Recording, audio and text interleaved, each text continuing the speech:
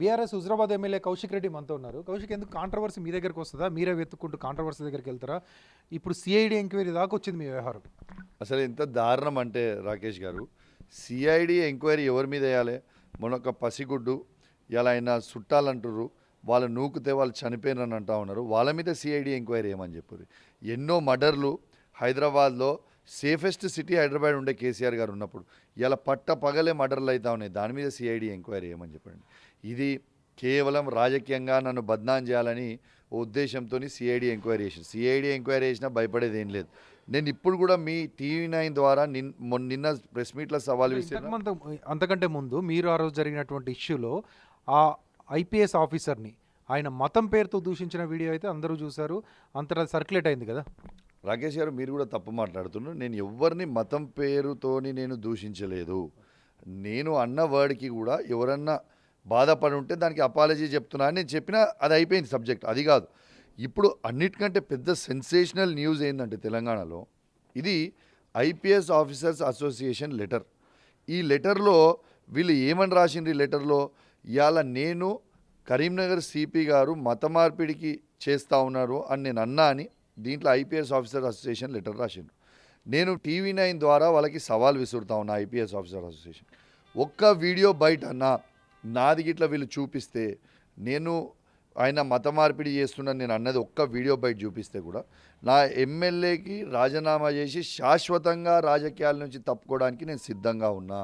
మరి నేను ఇప్పటిదాకా ఈ సవాల్ విసిరి దాదాపు ఒక నెల రోజులైంది. ఎందుకు ఈ ఐపీఎస్ ఆఫీసర్స్ అసోసియేషన్ ముఖం చాటేస్తూ ఉన్నారు? దీనికి ఐపీఎస్ ఆఫీసర్స్ అసోసియేషన్ ప్రెసిడెంట్ ఎవరు? డీజీపీ శివధర్ రెడ్డి గారు. ఇలా డీజీపీగా శివధర్ రెడ్డి గారే ఉన్నారు కదా, వారు సమాధానం చెప్పండి. ఇలా లెటర్ రాసి ఇలా బద్నాం చేసి క్యారెక్టర్ అసాసినేషన్ చేసి ఇలా మమ్మల్ని బద్నాం చేద్దామని అనుకుంటున్నారు. ఇలా దీనికి బాధ్యులు ఎవరు?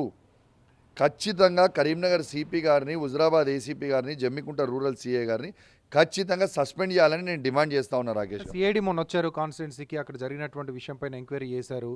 మీ స్టేట్మెంట్ ఏమైనా తీసుకున్నారా? మీరేమైనా చెప్పదలుచుకున్నారా సిఐడికి?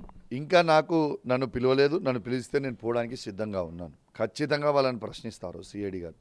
ఇలా సిఐడి ఆఫీసర్ కూడా జమ్మికుంట రూరల్ సిఐ ఎంత తప్పు దారి పట్టిస్తున్నారంటే, నాకు ఒక వీడియో పంపిండు.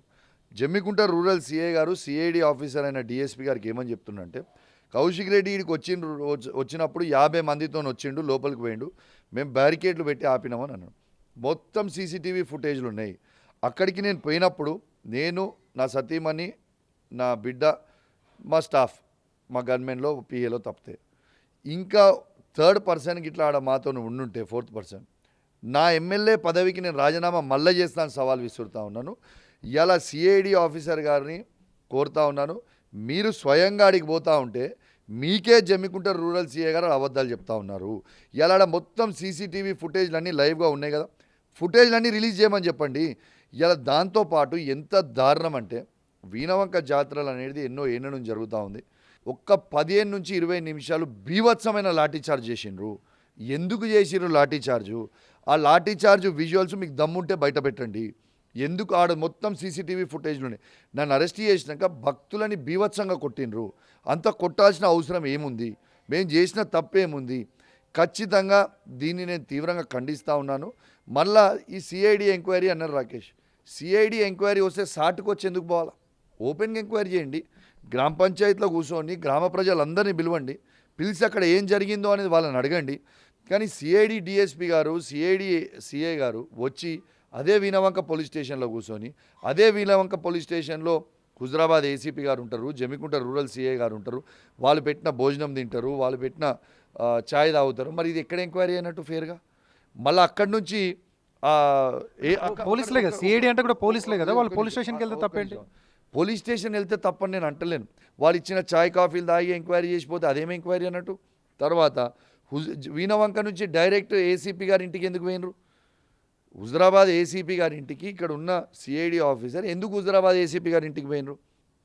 అంటే మాకు కూడా వెల్ విషర్స్ పోలీస్ డిపార్ట్మెంట్లో ఉంటారు కదా, వాళ్ళు చెప్పింది ఏంటంటే, వీళ్ళ నుంచి రాసింది ఇని దేశద్రోహం కేసు పెట్టాలి, ఇట్లా అన్నందుకు ఇట్లా పెట్టాలనేది ఇలా తీసి వాళ్ళు పిటిషన్ ఇచ్చిండ్రు.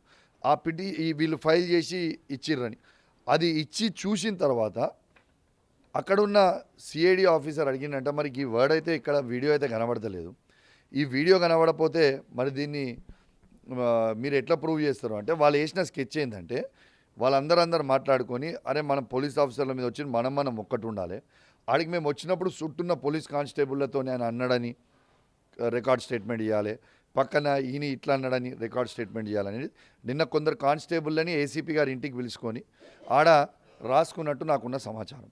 నేను పోలీస్ ఆఫీసర్లకు కూడా చెప్తున్నా, మీ ఉచ్చు మీరే బిగించుకుంటున్నారు. ఇవాళ సిఐడికి మీరు ఇచ్చుకున్నారు, మాకు ఏ ప్రాబ్లం లేదు. రేపు మేము అధికారంకి వచ్చినాక ఈ కేసు అట్లనే ఉంటుంది. ఖచ్చితంగా దీంట్లో మీరే బలవుతారు, గుర్తుపెట్టుకోర్రి. ఇలా కౌశిక్ రెడ్డికి ఇంచు కూడా ఏం కాదు. నా సొంత ఊరు, నేను పుట్టి పెరిగిన ఊరు.